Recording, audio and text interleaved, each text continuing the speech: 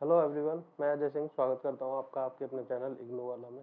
जैसा कि आप लोग जानते हैं, हम एक सीरीज़ चलाते हैं जिसमें हम पीवाईक्यू उसको सॉल्व कराते हैं, जिससे कि आपको अच्छे आंसर लिख के अच्छे मार्क्स लेने में हेल्प मिलती है। उसी सीरीज़ की अगली वीडियो में आज हम आपको कराएंगे BPAE कोड 141 का पार्ट 1, जिसका नाम है सूचना का अधिकार। इसमें हम देखते हैं हमारा पहला क्वेश्चन हमसे क्या पूछ रहा है। पहले क्वेश्चन में पूछा जा रहा है सूचना का अधिकार अधिनियम जो कि 2005 में आया था, इसकी प्रमुख उपलब्धियों पर हमें चर्चा करनी है कि इसकी क्या क्या उपलब्धियां थी, इससे किस किस तरह से हेल्प मिली, किस किस तरह से ये सक्सेसफुल रहा, उसके बारे में हम यहाँ पर चर्चा करेंगे। तो पहला पॉइंट क्या है इसकी उपलब्धियों में। सबसे पहला क्या काम हुआ, पारदर्शिता में वृद्धि आई। कैसे आई पारदर्शिता में वृद्धि? इसका काम क्या होता है सूचना का अधिकार का? सरकार के किसी भी डिपार्टमेंट में, किसी भी तंत्र में या किसी भी मिनिस्ट्री में क्या काम हो रहे हैं, क्या काम नहीं हो रहे हैं, कैसे होते हैं काम, उन सब चीज़ों के बारे में इंफॉर्मेशन जब मांगी जाती है तो उन्हें पब्लिक डोमेन में वो इन्फॉर्मेशन डालनी होती है, सार्वजनिक करनी होती है, जिससे कि पारदर्शिता में वृद्धि होती है। वही चीज़ यहाँ बताई जा रही है। सरकारी कामकाज में पारदर्शिता लाने में महत्वपूर्ण भूमिका निभाई है। नागरिकों को अब विभिन्न योजनाओं, नीतियों, फैसलों और सरकारी खर्चों तक के बारे में जानकारी प्राप्त करने का अधिकार है। वो उसके बारे में जानकारी मांग सकते हैं। इससे क्या होता है, जब खर्चों वगैरह के बारे में जानकारी पब्लिक डोमेन में रहती है, सार्वजनिक रहती है, तो क्या होता है, भ्रष्टाचार कम होता है और मनमानी को कम करने में मदद मिलती है। दूसरा पॉइंट क्या है यहाँ पर, जवाबदेही में वृद्धि। जब यहाँ पर पारदर्शिता होगी, सारी चीज़ें क्या होंगी, मांगने पर हमें पब्लिक डोमेन में डालनी पड़ेंगी, सार्वजनिक करनी पड़ेगी इन्फॉर्मेशन, तो क्या होगा, लोगों की नज़रों में रहेंगी। उसमें कोई भी गलत काम करने से अधिकारी बचेंगे, मिनिस्टर्स बचेंगे, क्योंकि उनके खिलाफ फिर उससे एक्शन हो सकता है यदि वो कुछ गलत करते हैं तो उससे क्या होगा, जवाबदेही बढ़ेगी। कोई भी अधिकारी यदि कोई काम करता है तो उसको पता होगा मुझे आगे इसके लिए जवाब देना पड़ सकता है, तो वो काम को तरीके से करेगा, अच्छे तरीके से करने की कोशिश करेगा। इसमें क्या होता है, अधिकारियों को जवाबदेह बनाया गया है। कामों की शिकायत इसमें हम कर सकते हैं, गलत कामों की शिकायत कर सकते हैं, अधिकारियों से जवाब मांगा जा सकता है इसके थ्रू। इससे सरकारी सेवाओं में सुधार हुआ है। कैसे सुधार हुआ है, क्योंकि अधिकारी अपना काम अच्छे तरीके से करने लगे हैं और नागरिकों को बेहतर सेवाएं मिलने लगी हैं। अगला क्वेश्चन देखते हैं हम। अगला क्वेश्चन हमसे क्या पूछ रहा है, सूचना का अधिकार अधिनियम 2005 के तहत सूचना के लिए अपील को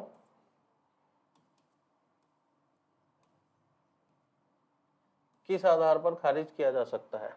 ये पूछ रहा है कि यदि हमसे आरटीआई में कोई इन्फॉर्मेशन मांगी जाती है तो किस आधार पर सरकार उसको खारिज कर सकती है या अधिकारी उसको खारिज कर सकते हैं। तो इसके विभिन्न आधार हो सकते हैं, निम्नलिखित आधार हो सकते हैं, जैसा कि अपूर्ण या कि गलत जानकारी। अपूर्ण या गलत जानकारी क्या होती है, आरटीआई में प्रावधान होता है, पहले हमको एक आवेदन करना होता है, उसके 30 दिन के अंदर हमें वो डिटेल्स भर के देनी होती है पूरी, हमें किस चीज़ के लिए जानकारी चाहिए, किस चीज़ की जानकारी चाहिए, किस डिपार्टमेंट से रिलेटेड जानकारी चाहिए।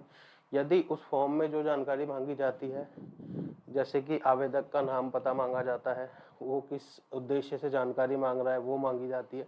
यदि इन सब चीज़ों में कोई त्रुटि पाई जाती है या कोई इनकम्प्लीशन पाया जाता है तो उसको आरटीआई को उस आधार पर खारिज किया जा सकता है। अपील में अपूर्ण या गलत जानकारी दी गई है, जैसे कि गलत नाम पता या आवेदन का विषय, तो अपील को खारिज किया जा सकता है। अपीलकर्ता को यह सुनिश्चित करना चाहिए कि आवश्यक जानकारी सही हो और पूरी तरह से प्रदान की गई हो। दूसरा पॉइंट है, देरी से अपील की गई हो। इसमें क्या होता है, प्राथमिकी आवेदन देना होता है हमें और उसके 30 दिनों के अंदर अंदर हमें पूरी याचिका को दायर करना होता है, जिससे कि हमें इन्फॉर्मेशन मिल पाए।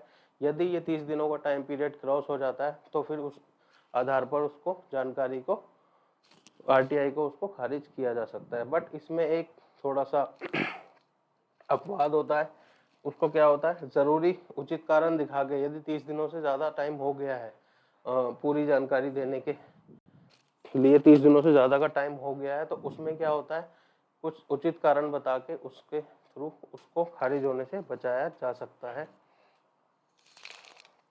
ये इसमें बताया गया है। इसके अलावा भी कुछ विषय ऐसे होते हैं, जैसे कि कुछ सेंसिटिव इंफॉर्मेशन मांग ली जाती है जिससे कि राष्ट्रीय सुरक्षा को खतरा हो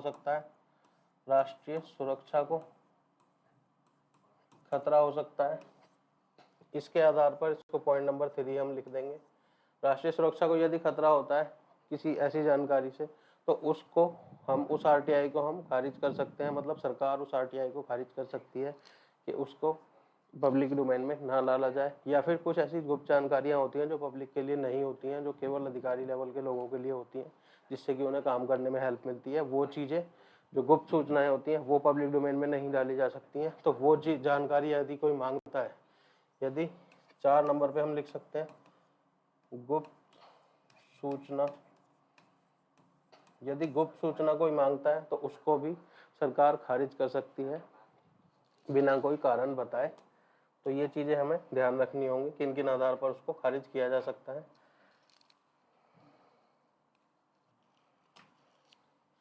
क्वेश्चन नंबर 3 हमसे क्या पूछ रहा है? क्वेश्चन नंबर 3 में बात की जा रही है राज्य सूचना आयोगों के बारे में बात की जा रही है। इनके सदस्यों की नियुक्ति कैसे होती है, निष्कासन कैसे होता है या फिर निलंबन कैसे होता है, इनसे संबंधित प्रावधानों को हमें संक्षेप में बताना है, मतलब जल्दी से इनके बारे में हमें डिस्कस करना है। तो पहला देख लेते हैं हम, नियुक्ति कैसे होती है इनकी। नियुक्ति इनकी एक सर्च कमेटी करती है, जो कि सर्च कमेटी एक्चुअली नियुक्ति नहीं करती है, वो सिफारिशें करती है। एक कमेटी बनाई जाती है जिसमें विभिन्न लोग होते हैं।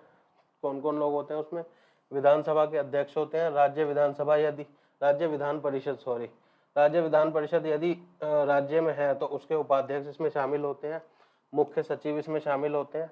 और ये लोग क्या करते हैं, उनको अपनी सिफारिशें देते हैं राज्यपाल को कि हम चाहते हैं कि इस ऑफिसर को आप CIC बनाइए।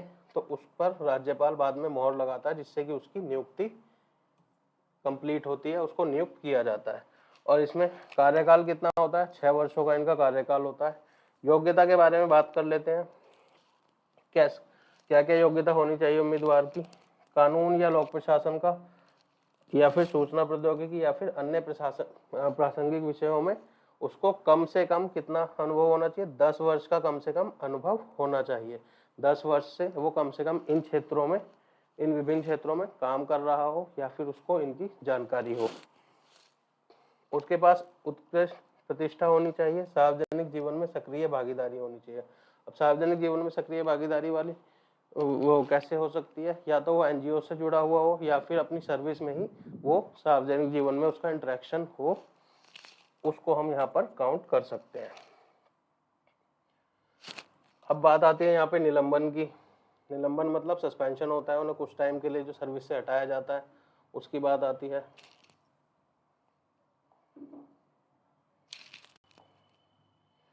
उसमें क्या होता है, SIC के सदस्यों को किस किस आधार पर हटाया जा सकता है? दुर्व्यवहार के आधार पर हटाया जा सकता है, किसी से गलत व्यवहार करा हो, किसी से अनुचित भाषा में बात की हो या अनुचित व्यवहार करा हो, कुछ रिश्वत वगैरह मांगी हो उस चीज के आधार पर, या फिर अक्षमता के आधार पर। दूसरा पॉइंट अक्षमता क्या हो सकता है? जब वो अपनी सर्विस को, जिस काम के लिए उसे नियुक्त किया गया है, वो करने में अक्षम हो, वो बीमार पड़ जाए बहुत ज़्यादा, या फिर वो किसी भी तरह से, किसी भी और वजह से, अपनी पर्सनल वजह से अक्षम हो काम को करने के लिए, तब उसको निलंबित किया जा सकता है। या फिर कर्तव्य की अवहेलना, जिस काम के लिए उसको नियुक्त किया गया है वो काम ना कर रहा हो जानबूझकर, तब उसको हटाया जा सकता है, निलंबित किया जा सकता है।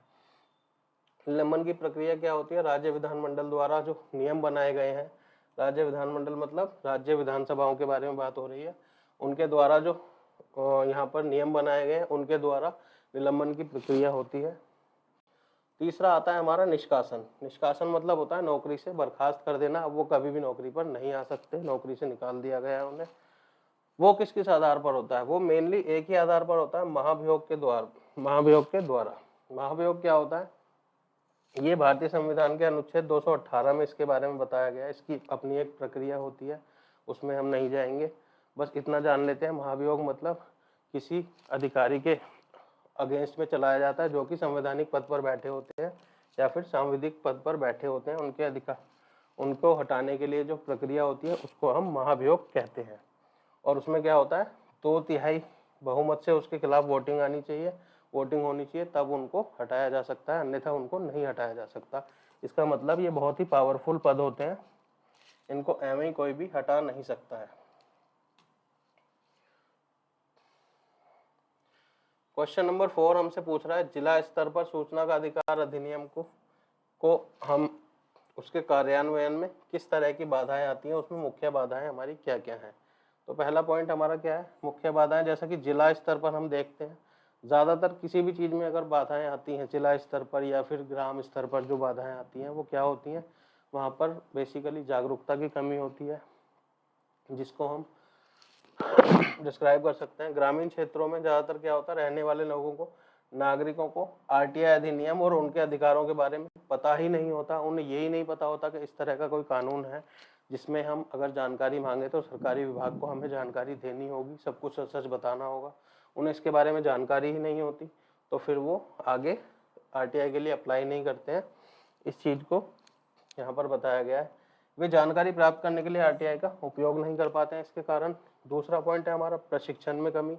अब प्रशिक्षण की कमी कहाँ पर देखी जाती है, जो जिला सूचना आयुक्तों में, जिला सूचना कार्यालयों में जो अधिकारी नियुक्त होते हैं वहाँ पर उनको कई बार देखा जाता है उनको प्रशिक्षण नहीं मिलता पूरा, और उनको कार्य करना तरीके से नहीं आता है, जो कि कई बार वो इंफॉर्मेशन आगे से प्राप्त ही नहीं कर पाते हैं। तो आगे फिर पब्लिक को कैसे देंगे, वो सार्वजनिक क्षेत्र में कैसे डालेंगे उस इन्फॉर्मेशन को, तो वो चीज़ें देखी जाती है। उनको पता ही नहीं होता इन्फॉर्मेशन कहाँ से लेनी है, कहाँ से देनी है, वो चीज़ हमें देखी जाती है। और तीसरा पॉइंट हमारा यहाँ पर क्या है, संसाधनों की कमी।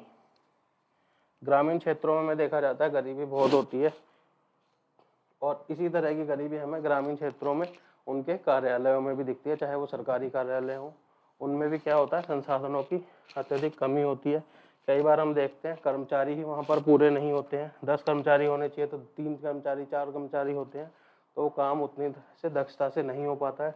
बुनियादी ढांचे की कमी देखी जाती है, कंप्यूटर सिस्टम्स वगैरह नहीं होते हैं। कई बार बिल्डिंग्स प्रॉपर पर्याप्त तरीके से नहीं बनी होती हैं जिनमें उनके ऑफिस चल रहे होते हैं, तो उससे भी कर्मचारियों की दक्षता पर फर्क पड़ता है। ये चीज़ इसमें बताई गई है।